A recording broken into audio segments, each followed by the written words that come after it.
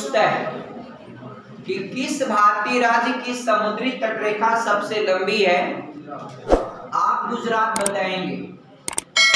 दूसरा पॉइंट है कि अगर आपसे पूछे कि कितने भारतीय राज्य ऐसे हैं जिनकी तटरेखा समुद्र के साथ लगती, तो मित्र 5 राज्य इधर हो जाएंगे पूर्वी घाट पश्चिमी घाट पर, और 4 राज्य हो जाएंगे पूर्वी घाट। ये आपका पश्चिमी घाट होता है, ये आपका पूर्वी घाट। तो पश्चिम की तरफ 5 राज्य कौन हो जाएंगे? एक गुजरात, महाराष्ट्र, गोवा, कर्नाटक, केरल, 5 राज्य हो गया। इधर तमिलनाडु, आंध्र प्रदेश, उड़ीसा और पश्चिम बंगाल। एक बात और मैं आपको बताना चाहूंगा कि ये जो तेलंगाना का गठन हुआ, तेलंगाना राज्य का गठन जो है 2 जून 2014 को हुआ है, और भारतीय गणतंत्र का 29वां राज्य है Telangana. But now time total number of state in India 28। मित्र एक घटा कहां से 29 से 28? एक जम्मू कश्मीर जो राज्य था उसको अब राज्य का दर्जा हटा करके उसको 2 केंद्र शासित प्रदेशों में बांट दिया गया। वह दोनों केंद्र शासित प्रदेश कौन होंगे? एक आपका जम्मू कश्मीर और दूसरा लद्दाख। जम्मू कश्मीर एक ऐसा राज्य बनाया गया, एक ऐसा केंद्र शासित प्रदेश बनाया गया, न कि राज्य, जहां पर आप विधानसभा चुनाव भी होंगे और मित्र लोकसभा चुनाव भी होंगे। जैसे दिल्ली एक राज्य तो है नहीं, एक यूटी है, यूनियन टेरिटरी है, बट दिल्ली के मुख्यमंत्री हैं अरविंद केजरीवाल। तो उसी सिमिलरली उसी प्रकार से यहाँ जम्मू कश्मीर में एक मुख्यमंत्री होंगे, आगे आने वाले दिनों में चुनाव होगा। लेकिन यहाँ लद्दाख वाले एरिया में चुनाव आपका विधानसभा का नहीं होगा, वहां पर सिर्फ होगा लोकसभा चुनाव। और वहां का गवर्निंग ऑफिसर जो होंगे वह उपराज्यपाल, किसी भी केंद्र शासित प्रदेश का गवर्निंग ऑफिसर होते हैं उपराज्यपाल। जैसे आपका पांडिचेरी हुआ, कोई भी राज्य ले लेंगे। और ये एक और बदलाव हुआ जिसको आप याद रखिएगा, अभी हाल ही में माननीय गृह मंत्री अमित शाह ने एक परिवर्तन किया, जो यहाँ दमन दीव और दादरा एवं नागर हवेली जिसकी राज मुख्यालय था Silvassa, Silvassa is the headquarter of Dadra एवं नागर हवेली का। तो दादरा एवं नागर हवेली और दमन दीव दोनों को कॉम्प्लेक्स करते हुए एक यूनियन टेरिटरी बनाने का काम किया, इसलिए यूटी एक कम हो गया और एक राज्य घटा। तो एक अभी वर्तमान समय में केंद्र शासित प्रदेश कौन कौन है? लद्दाख, जम्मू कश्मीर, चंडीगढ़, दिल्ली, 4 हो गया मित्र। दमन दीव और दादरा एवं नागर हवेली दोनों मिलकर 1, 5। लक्षद्वीप कवरत्ती इसकी हेडक्वार्टर है, 6 हो गया। और पुदुचेरी आपका या पांडिचेरी 7, और अंडमान निकोबार द्वीप समूह 8, और 28 राज्य हैं इस समय। तो एक राज्य आपको पता है, वही आपका यहां तक तो 29 हो गया था, बट ये जो जम्मू कश्मीर और लद्दाख ये आपका राज्य से हटा करके 2 यूटी में बांट दिया गया। अब आगे बढ़ेंगे, वास्तविक पॉइंट पाएंगे जो रियल आप पढ़ रहे हैं इस समय। आइए गुजरात देखिए, गुजरात के संदर्भ में सबसे आकर्षक एक दृश्य आपको देखने को मिलता है कहां पर? ये आपका कच्छ की रण में। कच्छ की रण में मित्र इस समय आप जाएंगे, वहां नमक ही नमक जमा हुआ मिलता है, साल्टी। समुद्र का पानी है, धीरे धीरे सूख जाता है, इवेपोराइज होकर के सूख जाता है वो पूरी एरिया एकदम। रात में भी मित्र अगर जाएंगे कच्छ की रण में, तो रात में जब चंद्रमा की रोशनी पड़ती है ना, तो बर्फ पर वह परावर्तन होता है और एकदम वहां पर रात के समय भी आप पूरी तरह से आप कहीं भी आ जा सकते हैं बिना किसी लाइट के। एक कच्छ की रण, कच्छ की रण के बारे में और बताएंगे हम। एक तो सबसे बड़ा फेमस वहां का जंगली गधों का अभयारण्य जो आपका है कच्छ की रण में। कच्छ की रण का जो मुख्यालय है वह भुज है, आप इस बात को भी जानते हैं। और भुज में 26 जनवरी 2001 को भूकंप आया था डियर। और यह जो कच्छ की रण है, यह एरिया भूकंपित जोन के अंतर्गत आता है। लेकिन मित्र, कच्छ की रण के नीचे एक खाड़ी है, ए वाली, इस खाड़ी को नाम दिया गया कच्छ की खाड़ी। और गुजरात में दो खाड़ियां हैं, एक कच्छ की खाड़ी, दूसरा खंभात की खाड़ी। मित्र, खंभात की खाड़ी भी बेहद इंपॉर्टेंट, क्योंकि उससे रिलेट करके 2-3 क्वेश्चन जो पूछता है। एक तो नर्मदा नदी कहां गिरती है, खंभात की खाड़ी। साबरमती नदी कहां गिरती है, खंभात की खाड़ी। माही नदी कहां गिरती है मित्र, खंभात की खाड़ी। समझिए पूरी बात को। एक यहां पर कॉर्नर में सरक्रिक विवाद जो भारत पाकिस्तान के बीच था, मगर अब वह विवाद आपका कोर्ट से भी हार गया पाकिस्तान। अब वो कोई विवाद है ही नहीं, तो थोड़ा सा हिस्सा उसको दे दिया गया डियर, अलग बात है। और डियर, यहां पर एक बंदरगाह, चूंकि आजादी के पहले एक कराची बंदरगाह मेन था इधर का, लेकिन जब देश आजाद हुआ और partition between India and Pakistan decreed in आपका 1947, तो डियर कराची बंदरगाह जो कराची पोर्ट था मित्र, that will be in the part of Pakistan. तो इंडिया ने एक बंदरगाह डेवलप किया जिसका नाम है कांडला पोर्ट। उसका नया नाम इस समय पंडित दीनदयाल उपाध्याय बंदरगाह है। और उस बंदरगाह का एक स्पेसिफिक कैरेक्टर ये भी है कि वह एक ज्वारी बंदरगाह है। ज्वारी बंदरगाह के साथ साथ सबसे सेफ जोन का बंदरगाह है, इसलिए कि आपको पता है कभी भी सुनामी आएगी तो इन एरियाओं में आएगी, लेकिन क्या कांडला बंदरगाह पर जा पाएगी? वो इतना अंदर है डियर, इतना अंदर। देखिए आप इधर से देखिए मिला करके भौगोलिक सिचुएशन, वहां पर किसी प्रकार के सुनामी का कोई खतरा नहीं हो।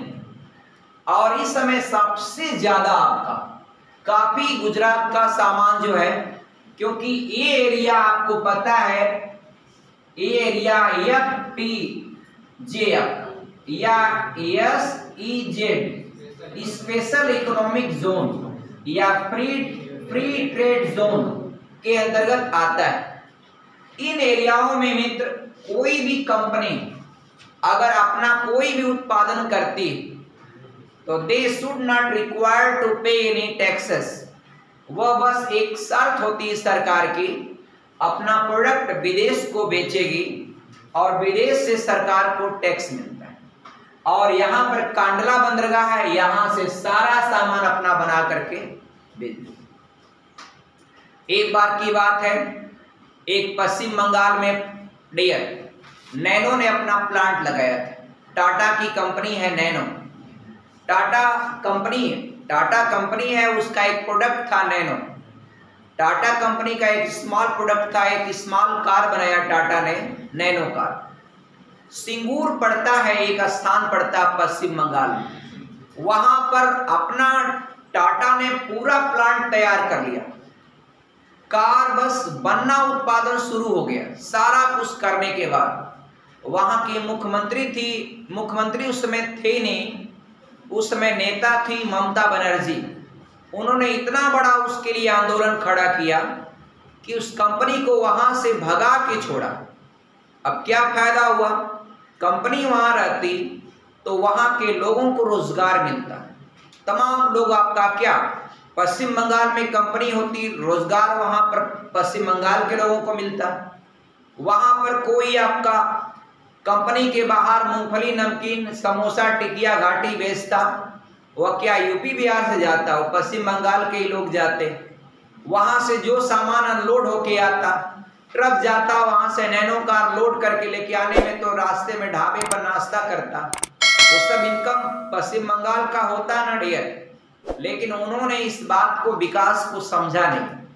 और अच्छी चीज का कभी कभी अपोजिशन करते हैं लोग, समझ नहीं पाते हैं डियर। आंदोलन करने, देखिए आंदोलन जो होता है, भीड़ जो होती है, वास्तव में जहां भी कोई आंदोलन की भीड़ होती है तो मित्र 95% लोगों को ये पता ही नहीं होता कि हम आंदोलन किस बात का कर रहे हैं डियर। कोई भी आंदोलन होता है उसमें 95% लोगों को ये पता ही नहीं होता है कि ये किस चीज का आंदोलन है। बस भीड़ है, जिंदाबाद जिंदाबाद, बस यही चीज करते हैं। तो इसलिए आप कभी पढ़े लिखे लोग हैं, आप लोग कभी भीड़ का शिकार ना हो, भीड़ से बचें।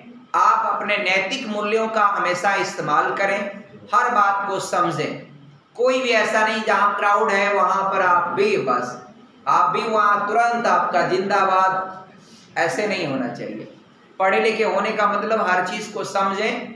आपके लिए सार्थक है तो वहां जिंदाबाद आपका बोलना जरूरी है, आप बोले, कोई दिक्कत नहीं। तो ये एरिया जो मित्र है फ्री ट्रेड जोन के अंतर्गत आता है। आगे हम बात करेंगे इस वाली एरिया, ये सबसे बड़ी एरिया है गुजरात की, जिसको सौराष्ट्र कहते हैं। कौन सा एरिया? सौराष्ट्र। हालांकि एक बात और नोट कर लीजिएगा, इतिहास में शायद आप लोगों ने पढ़ा होगा, सिंधु घाटी सभ्यता के सबसे अधिक स्थान अगर मित्र कहीं मिले हैं तो गुजरात में मिले। और गुजरात में जैसे स्थान है धौलावीरा। धौलावीरा मित्र आपका सिंधु घाटी सभ्यता का एक, वहां पर क्या मिला था डियर? जैसे पक्के मकान और क्या क्या अलग अलग नालियां पक्की बनी हुई, शहरी सभ्यता को रिप्रेजेंट करने वाली बहुत सारे प्रमाण मिले। एक आपका सुरकोटदा, ये भी आपका कहाँ है? गुजरात में। रंगपुर, रंगपुर मित्रों आपका यह स्थान पड़ता है गुजरात में। यहाँ पर मिला है सिंधु घाटी सभ्यता का प्रमाण। एक आपको पता है सिंधु घाटी सभ्यता का एक बहुत ज्यादा प्रमाण मिला था लोथल में। लोथल आपको कहाँ पड़ता है? लोथल बताएं जरा। शाबाश, गुजरात में पड़ता है। किस नदी के किनारे है लोथल? भोगवा नदी के किनारे, on the bank of Bhogava, on the bank of Bhogava, यानी भोगवा नदी के किनारे पर है लोथल। लोथल डियर आपका सिंधु घाटी सभ्यता का एक डियर प्रमाणिक स्थान है, जहां पर काफी खुदाई के बाद बहुत सारे सामान मिले थे। और डियर ये गुजरात के संदर्भ में एक बात और याद रखिएगा, आपको पता है कि कर्क रेखा जो मित्र 23.5 अंश नॉर्थ, कितने लोग नॉर्थ साउथ एन और एस को समझते ही नहीं और ट्रिक लगा दिए तुरंत। आपकी टेट में है, कितने लोग इसी को गलत कर दिए। 23.5 अंश नॉर्थ, 23.5 अंश साउथ। मित्र नॉर्थ का मतलब हो जाएगा उत्तरी गोलार्ध में और साउथ का मतलब हो जाएगा दक्षिणी गोलार्ध में। तो 23.5 अंश साउथ बोल देगा तो वह मकर रेखा हो जाएगा और 23.5 अंश नॉर्थ कर्क रेखा, और बीच में 0 डिग्री पर जो है वह विषुवत रेखा या भूमध्य रेखा। 23.5 अंश नॉर्थ और 23.5 अंश साउथ के बीच की एरिया उष्ण कटिबंध कहलाती है, जिसको आप इन इंग्लिश टोरेट जोन कहते हैं। और 23.5 अंश नॉर्थ और 66.5 अंश नॉर्थ के बीच की एरिया आपका टेम्परेट जोन कहलाती है, उसको कहते हैं शीतोष्ण कटिबंध। शीतोष्ण भौगोलिक नाम है डियर, भूगोल के हिसाब से नाम है। वहां पर शीतोष्ण का मतलब ठंडी भी पड़ती है और गर्मी भी पड़ती है। और 66.5 नॉर्थ से ऊपर वाला जो एरिया है वह शीत कटिबंध में आता है। और शीत कटिबंध में भी आपका 2 एरिया बांधी जाती है, 1 और 2। तो जो ध्रुवों पर एग्जैक्ट होता है उसको क्या बोलते हैं? टुंड्रा। और उसके नीचे टैगा। टुंड्रा में ज्यादा ठंडी पड़ती कि टैगा में? टुंड्रा में पड़ती। टुंड्रा ध्रुव पर होता है कि टैगा ध्रुव पर होता है? टुंड्रा ध्रुव पर होता है। नीचे आइए, 23.5 साउथ दक्षिणी गोलार्ध में कौन सी लाइन है? मकर रेखा। अब 23.5 साउथ और 66.5 साउथ के बीच की एरिया आपका ए भी क्या है? शीतोष्ण कटिबंध ही कहलाती। इसको भी आप टेम्परेट जोन ही कहते हैं। और उसके नीचे 66.5 साउथ से दक्षिणी ध्रुव के पास तक जाएं तो वह क्या होता है? शीत कटिबंध, जिसको आप कहते हैं फ्रिजिड जोन। क्या कहते हैं? Frigid zone. तो मित्र आप याद रखिएगा सारी चीजों को। अब वो आपका भूगोल की बात है, यहाँ पर बस थोड़ा सा चर्चा मैंने किया 23.5 नॉर्थ आने की वजह से। और मित्र 23.5 जो नॉर्थ है ना, यह भारत के 8 राज्यों से होकर गुजरता है। इसका ट्रिक आप लोगों को याद होगा, मित्र पर गमछा छाप। तो डियर आप बताएंगे, अगर सीरियल वाइज देखेंगे तो गुजरात, राजस्थान का थोड़ी सी एरिया आपका जो कर्क रेखा क्रॉस करते, तो गुजरात, राजस्थान, मध्य प्रदेश, छत्तीसगढ़, झारखंड, पश्चिम बंगाल, त्रिपुरा और मिजोरम, त्रिपुरा, पश्चिम बंगाल, झारखंड, छत्तीसगढ़, मध्य प्रदेश, राजस्थान, गुजरात। तो आप पूरे रैंकिंग वाइज आपका पूरा प्रिपरेशन आपका होना चाहिए। ट्रिक पर रहेंगे तो कभी कभी डियर आपका गड़बड़ हो जाता है। पता चलेगा पूरब से पश्चिम के क्रम में चौथा राज्य कौन सा? ला हो गया आपका मित्र पर गमछा जा, वो तो उल्टा सीधा बनाए हैं आपका डियर। आइए अगला है डियर, अब आपको पता है एक प्रश्न यहाँ बहुत जबरदस्त बनता है। एक वो नदी है माही नदी। माही कौन सी नदी? माही नदी कर्क रेखा को 2 बार काटती है। और मित्र यहीं पर है माही नदी, ऐसे आकर के कर्क रेखा को 2 बार काटने वाली नदी माही नदी। और जबकि माही नदी आकर के खंभात की खाड़ी में गिरती मित्र, और एक जो साबरमती है ना, वह सीधे एक तरफ से एक बार काटते हुए आकर के गिर जाती। कहां पर? खंभात की खाड़ी। और डियर यहां पर एक नदी है बहुत ही स्पेशल, जरा इसके बारे में भी जानिए, क्योंकि इसका संबंध इसलिए कि इसकी गोद में विश्व की सबसे ऊंची प्रतिमा केवड़िया पड़ता है गुजरात में, जहां पर सरदार वल्लभ भाई पटेल की विश्व की सबसे ऊंची प्रतिमा बनाई गई। सरदार वल्लभ भाई पटेल की विश्व की सबसे ऊंची प्रतिमा 182 मीटर से भी ऊंची, और उस प्रतिमा का नाम है the statue of unity. Unity माने होता है एकता, एकता का प्रतीक कहा जाता है सरदार वल्लभ भाई पटेल। वाई? क्योंकि उन्होंने आजादी के बाद देश की 500 से अधिक रियासतों का एकीकरण करने का काम किया था। कौन? सरदार वल्लभ भाई पटेल जी ने। और उन्हें लौह पुरुष के नाम से भी जानते हैं।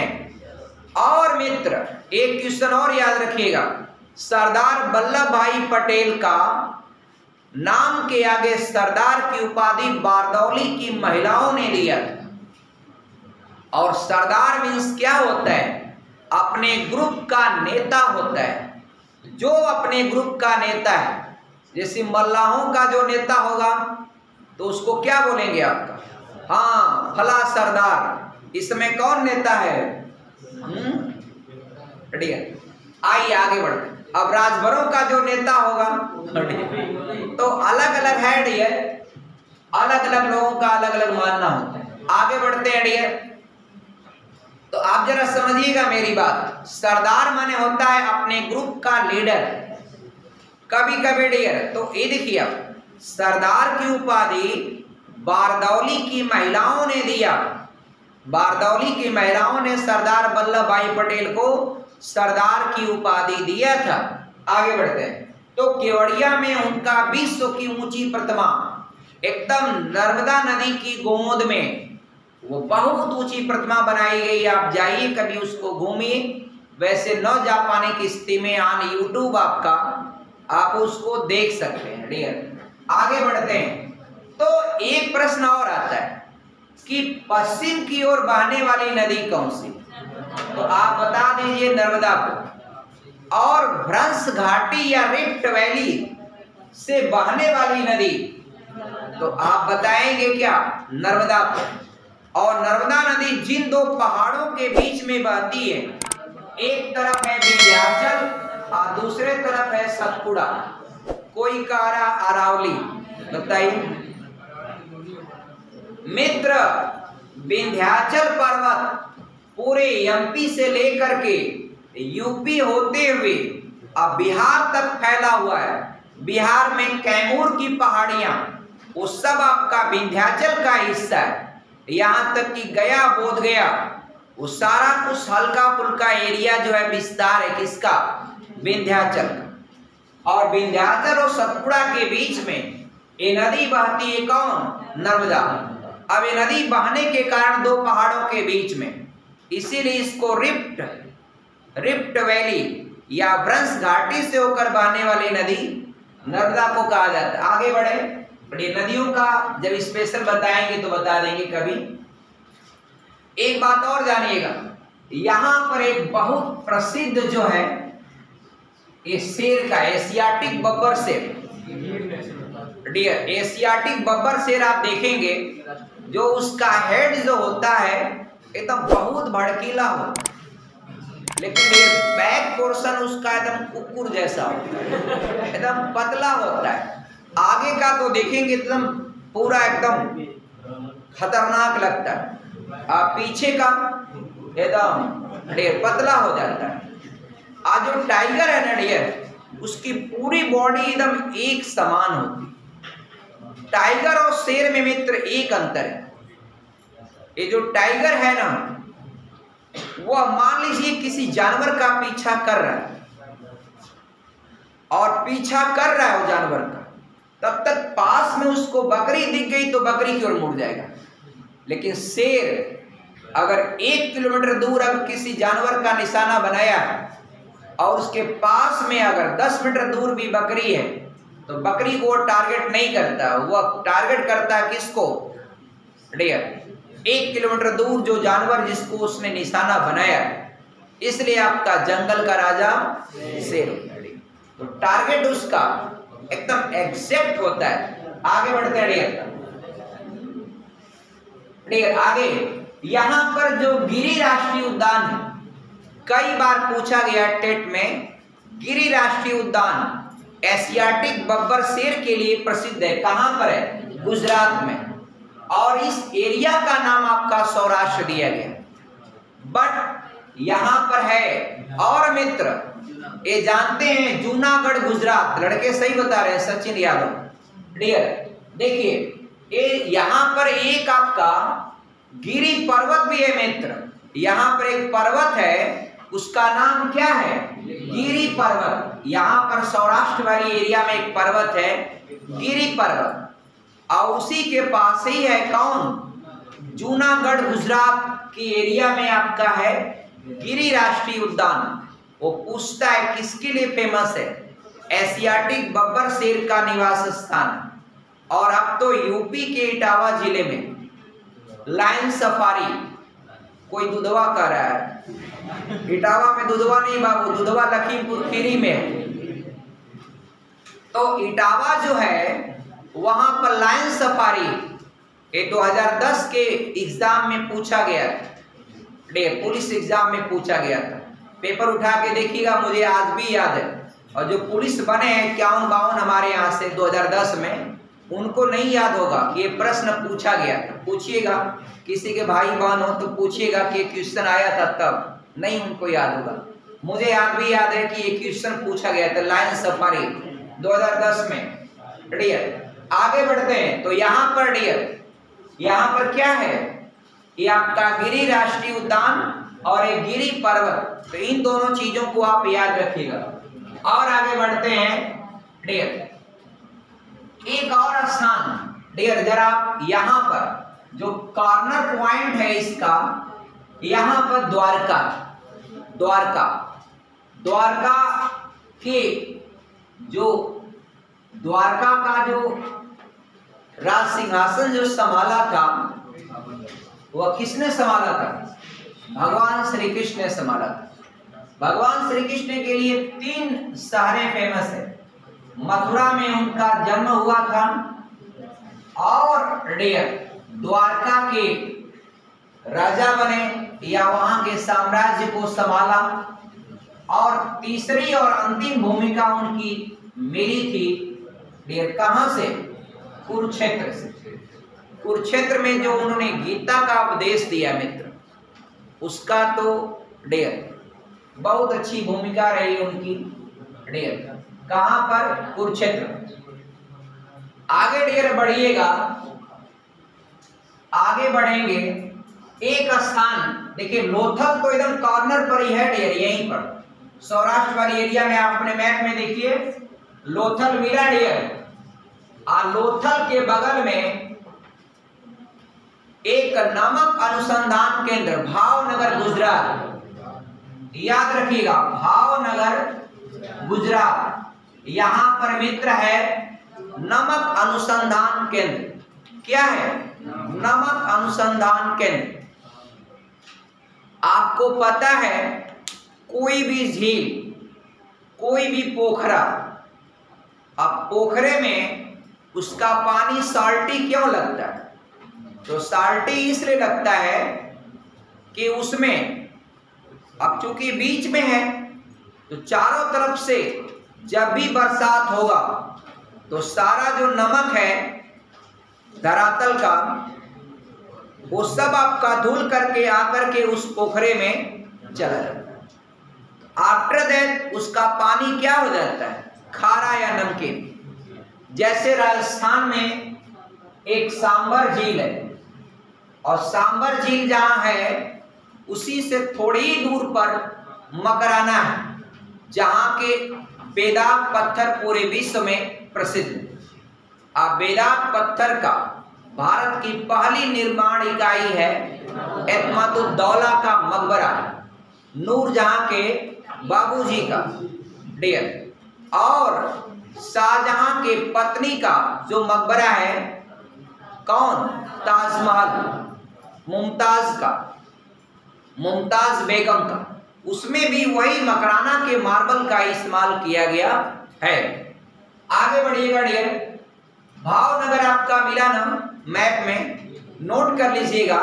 अब भावनगर में क्या है? नमक अनुसंधान केंद्र। नमक पर रिसर्च होता है मित्र। किस पर रिसर्च होता है? नमक पर। अब जैसे जो नमक आप इस्तेमाल करते हैं ना, वो भावनगर जो गुजरात का है, वहां पर रिसर्च होता है वह नमक में क्या मिला दिया जाए। अगर मित्र नमक में आयोडीन मिला दिया जाएगा तो घेगा रोग नहीं होगा। और नमक होता क्या डियर? बेसिकली आपका NaCl या साधारण नमक, सोडियम क्लोराइड को ही आपका नमक कहते हैं या कॉमन सॉल्ट कहते हैं। और जो भी पानी है, जैसे आप सॉल्ट तो समझिए हर जगह है। अब अपना शरीर आपका गर्मी में पसीना हो रहा है, चाट दीजिए, देखिए नमकीन लगेगा। आप रोते हैं ना, आंख से आंसू आता है, वो भी क्या लगता है? नमकीन लगता है। नमकीन लगेगा डियर? डियर नहीं लगता है नमकीन। आंख से, अरे भाई बचपन में आप रोए होंगे कोई चीज के लिए, मेला जाने के लिए, कि अब कोठिया का मेला लगना है हम जाएंगे, नहीं तो आपका एकदम सामान वामान फेंक करके लौट दिए होंगे जमीन पर एक बार, फिर मेले की आज़ादी मिल गई होगी डियर आपका।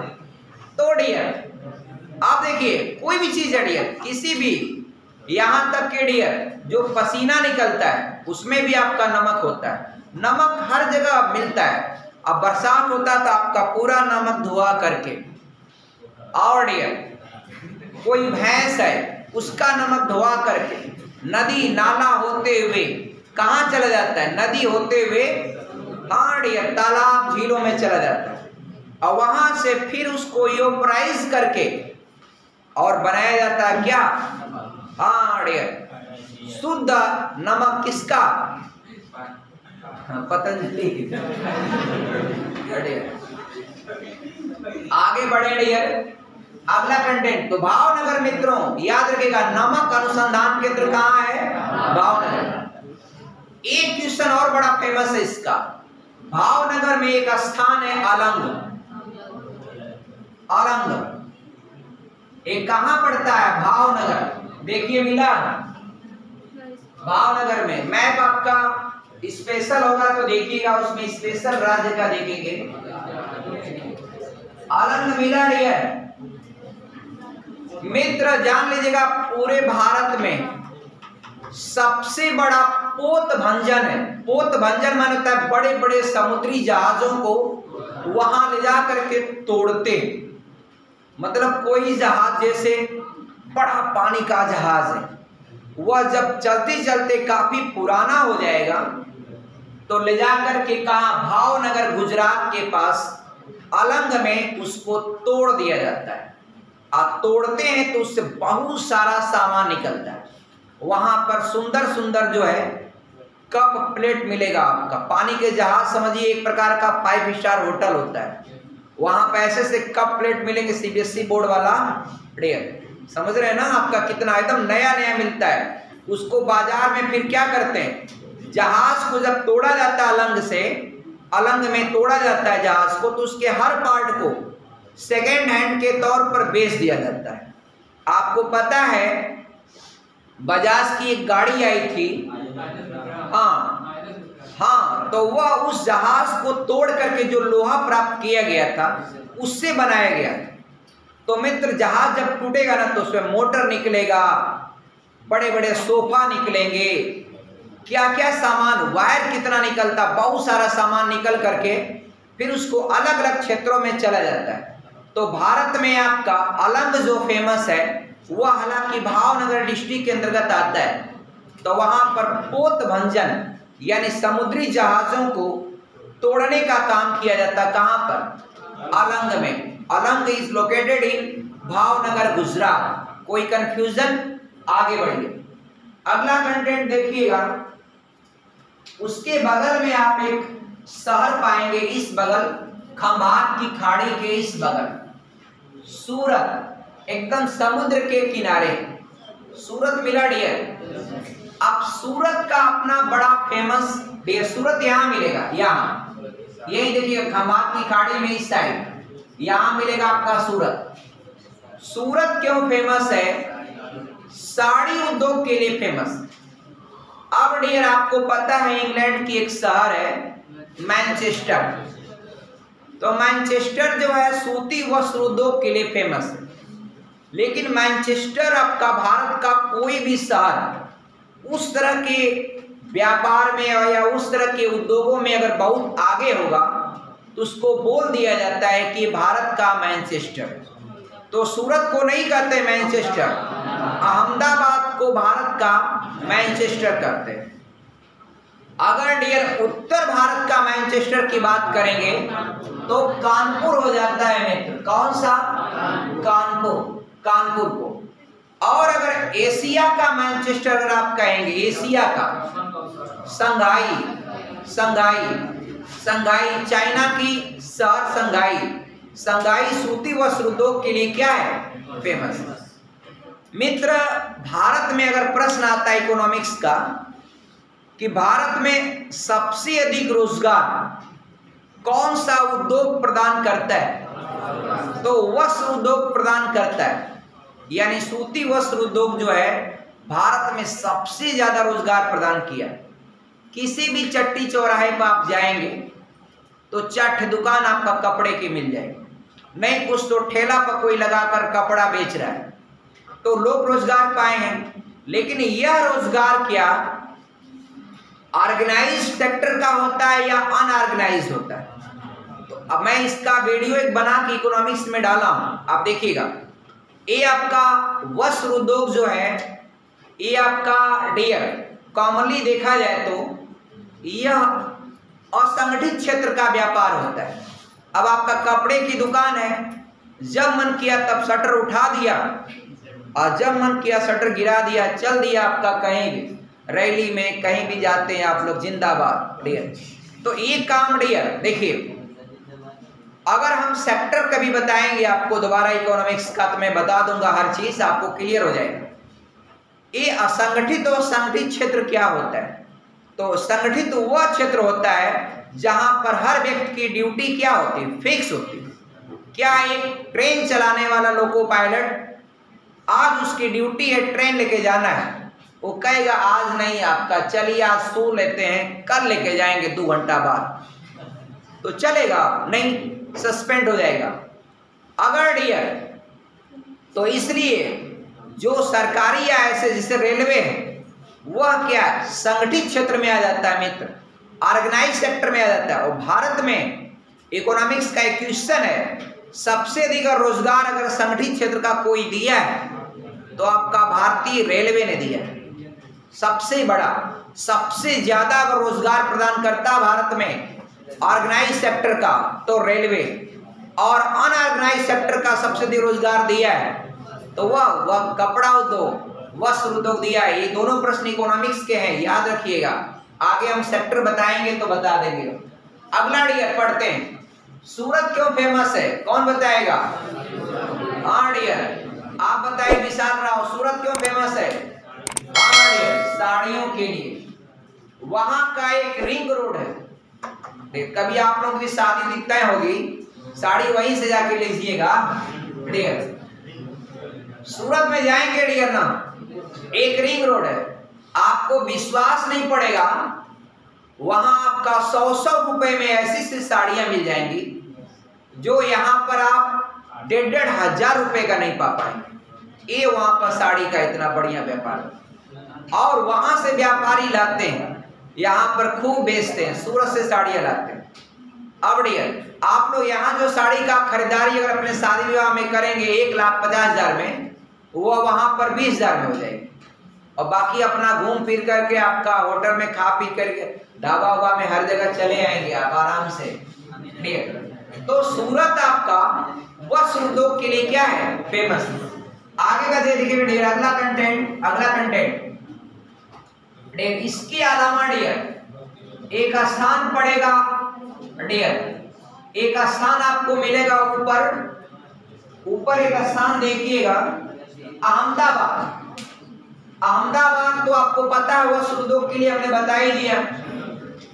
अहमदाबाद के बगल में एक स्थान पड़ेगा खेड़ा। क्या? खेड़ा। काहे फेमस है? खेड़ा सत्याग्रह कब हुआ था डियर?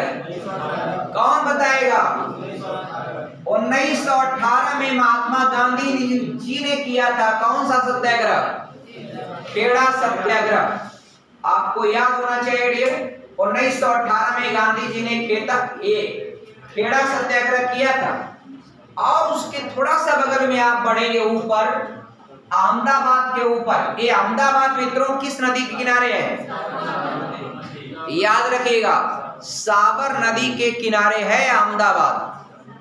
और डियर साबरमती नदी ये आपका गुजरात की एक प्रमुख नदी मानी जाती है।